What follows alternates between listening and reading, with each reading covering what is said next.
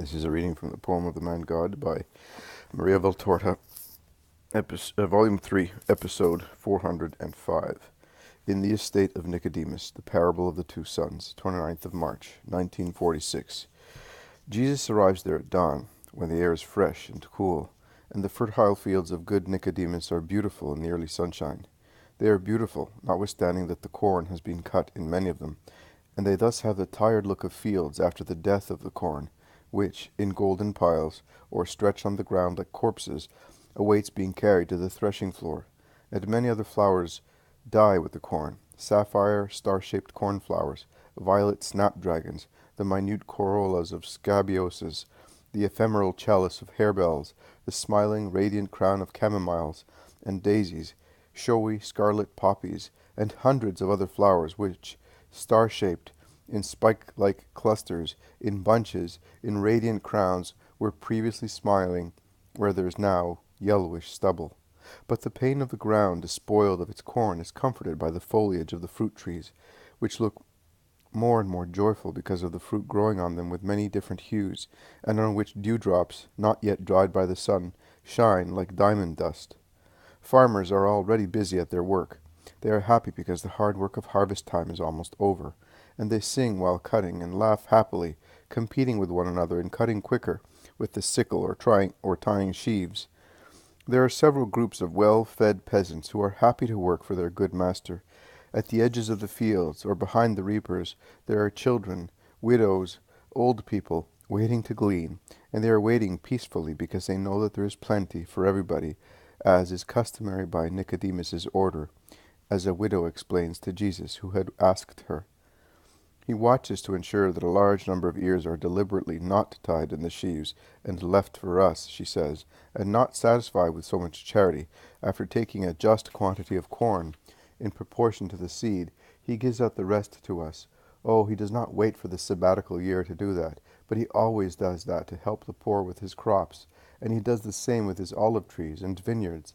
That is why God blesses him with the wonderful harvests. The blessings of the poor are like dew on the seeds and flowers, and thus each seed yields more ears, and no flower falls before the fruit sets. And he told us that this year the whole lot will be given to us, because this is a year of grace. I do not know to which grace he refers, unless it is because, as is rumored among us poor people, and among his happy servants, because he is secretly a disciple of him who is said to be the Christ, and preaches one should love the poor in order to show love to God. Perhaps you know him, if you are Nicodemus's friend, because friends are generally fond of the same people. Joseph of Arimathea, for instance, is a great friend of Nicodemus, and it is rumored that he too is a friend of the rabbi. Oh, what have I said? May God forgive me. I have wronged the too good master of our plain. The woman is upset. Jesus smiles and asks, Why, woman? Because, oh, tell me, are you a true friend of Nicodemus and Joseph, or are you one of the Sanhedrin, one of the false friends who would harm those two good people if they knew for certain that they are friends of the Galilean? Do not worry, I am a true friend of those two good men. But you know many things, woman. How did you get to know them? Oh, we all know, the high classes with hatred, the low ones with love, because even if we do not know him, we love the Christ, we, the forlorn ones, whom he only loves and teaches to love, and we tremble for him. The Judeans, Pharisees, scribes, and priests are so wicked. But I am scandalizing you. Forgive me my tongue. My tongue is the tongue of a woman and cannot keep quiet. But it is because they are the cause of all our sorrows, the powerful ones who oppress us mercilessly and compel us to fast on days which are not prescribed by the law, but imposed by the necessity of finding money to pay all the tithes which they, the rich ones, have levied on poor people. And it is because all our hopes are in the kingdom of this rabbi, who, if he is so good now that he is persecuted, what will he be when he is king? His kingdom is not of this world, woman. He will have neither palace nor armies. He will not impose human laws. He will not make donations of money, but he will teach the better ones to do so.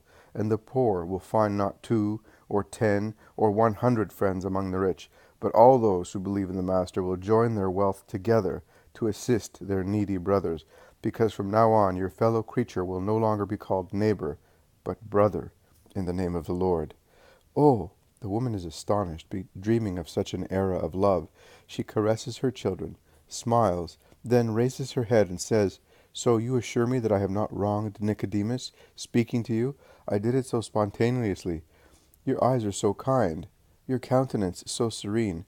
I don't know. I feel as safe as if I were near an angel of God. That's why I spoke." "You have done no harm, be sure of that. On the contrary, you have praised my friend so highly that I will commend him as well, and he will be dearer to me than ever. Do you live here?"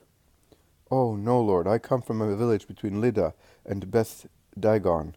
But when one needs relief, Lord, one runs even if the road is a long one. The winter months, the months of starvation, are longer, and eternity is longer than life.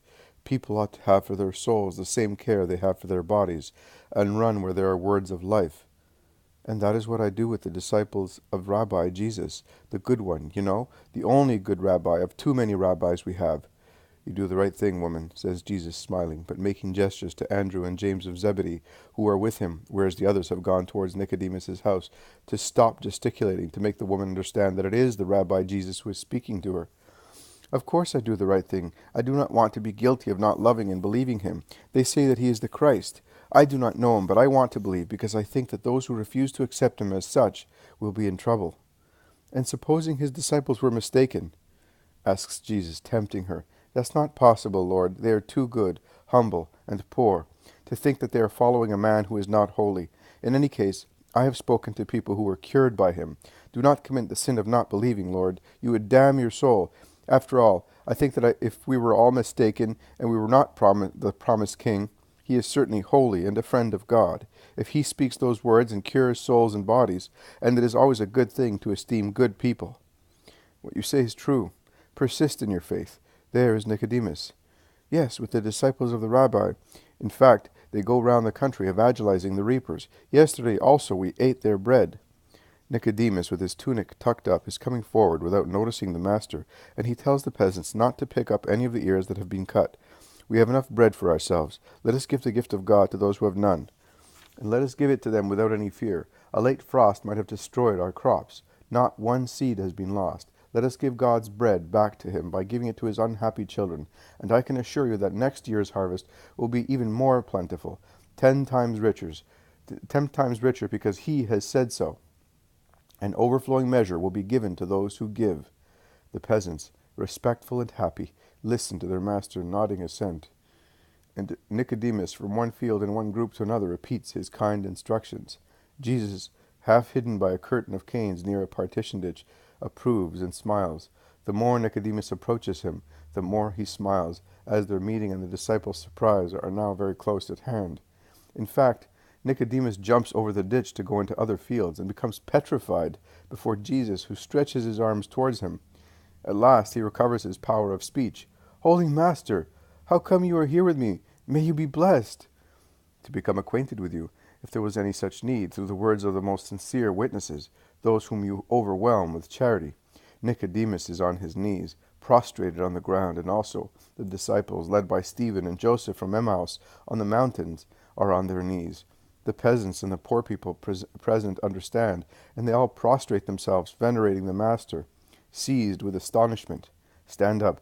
Up to a little while ago I was the wayfarer who inspired confidence. Continue to consider me as such, and love me without any fear. Nicodemus, I sent the 10 apostles who are missing to your house. I spent the night outside to watch that an order was carried out." "Yes, and God bless you for that order. Which voice told you that this year, and not the next one, is a year of grace, for instance?" "I do not know, and I know I am not a prophet, but I am not a fool, and a light from heaven was added to my intelligence. My Master, I wanted the poor to enjoy the gifts of God while God is still among the poor, and I dare not hope to have you to give a sweet flavor and sanctifying power to these crops, to my olive groves, vineyards, and orchards, which will be for the poor children of God, my brothers. But now that you are here, raise your blessed hand and bless them, so that with the nourishment of the body, the holiness emanating from you may descend to those who will feed on them." "Yes, Nicodemus, yours is a just desire, approved of by heaven." And Jesus opens his arms to bless.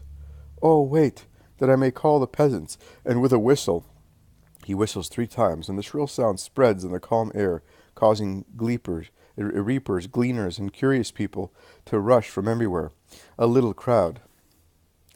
Jesus opens his arms and says, "Through the power of the Lord, for the desire of his servant, may the grace of health, both of soul and body, descend upon every grain, every grape, olive, and fruit, and may it prosper and sanctify those who eat of them with good spirit, free from concupiscence and hatred, and willing to serve the Lord by obeying his divine perfect will."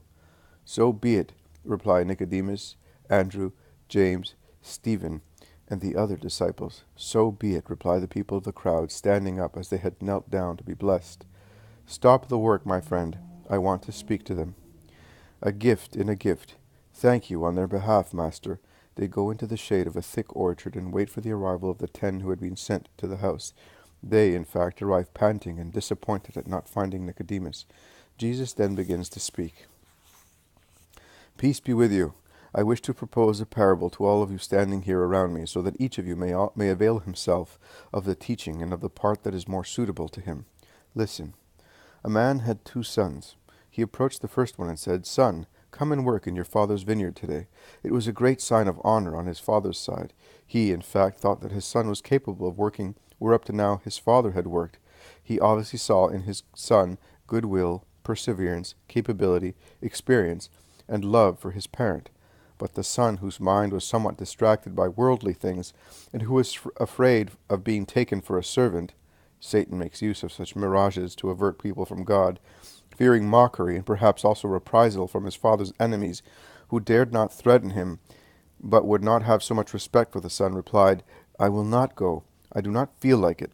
The father then went to the other son, saying to him what he had already said to the first one. And the second son replied, 'Yes, father, I will go at once.' But what happened?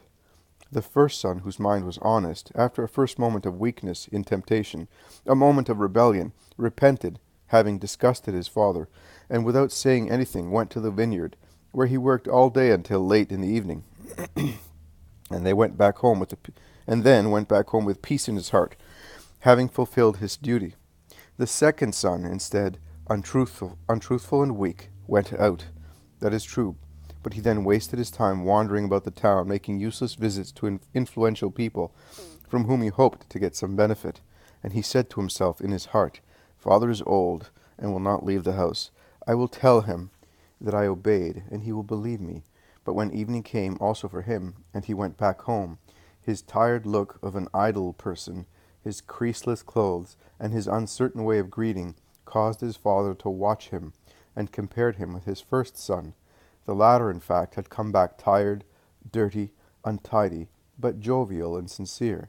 He looked humble and kind, as if he wished to say to his father, without boasting, that after all he had fulfilled his duty. 'I love you truly, so much so that to make you happy I resisted temptation.' And the comparison spoke clearly to the intelligent father, who embraced his son, saying, 'May you be blessed, because you have understood love.' In fact, what do you think? Which of the 2 had loved? You will certainly say, 'He who did the will of his father.' And who did it? The first or the second son? 'The first,' replies the crowd by one consent. Yes, the first, also in Israel, and you complain about it. In the eyes of God are not Yes, the first, also in Israel, and you complain about it. In the eyes of God are not holy those who beat their chests, saying, 'Lord, Lord,' without being really repentant of their sins in their hearts. In fact, their hearts become harder and harder. Neither are those holy who ostentate devout rites to be regarded as saints, whereas in private they lack charity and justice. Neither those are holy who rebel against the will of God, who sends me, and they contest it as if it were the will of Satan, which will not be forgiven. Those are not the ones who are holy in the eyes of God, but those who are holy, who, acknowledging that everything that God does is well done, accept the messenger of God and listen to his word in order to be able to do what the Father wants in a better and better way. They are holy and dear to the Most High.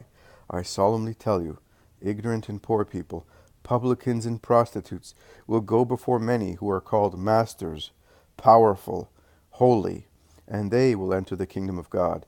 And it will be just, because John came to Israel to lead her on the ways of justice, and too many in Israel did not believe him.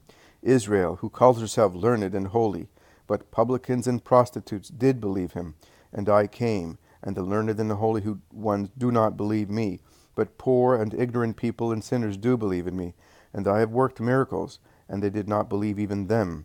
Neither do they repent for not believing. On the contrary, they hate me, and those who love me. Well, I say, bless those who can believe in me, and thus do the will of God, in whom there is eternal salvation. Increase your faith and persevere. You will possess heaven, because you knew how to love the truth. Go. May God be always with you. He blesses them and dismisses them, and then, walking beside Nicodemus, he goes towards the house of his disciple to rest during the hot hours of the day.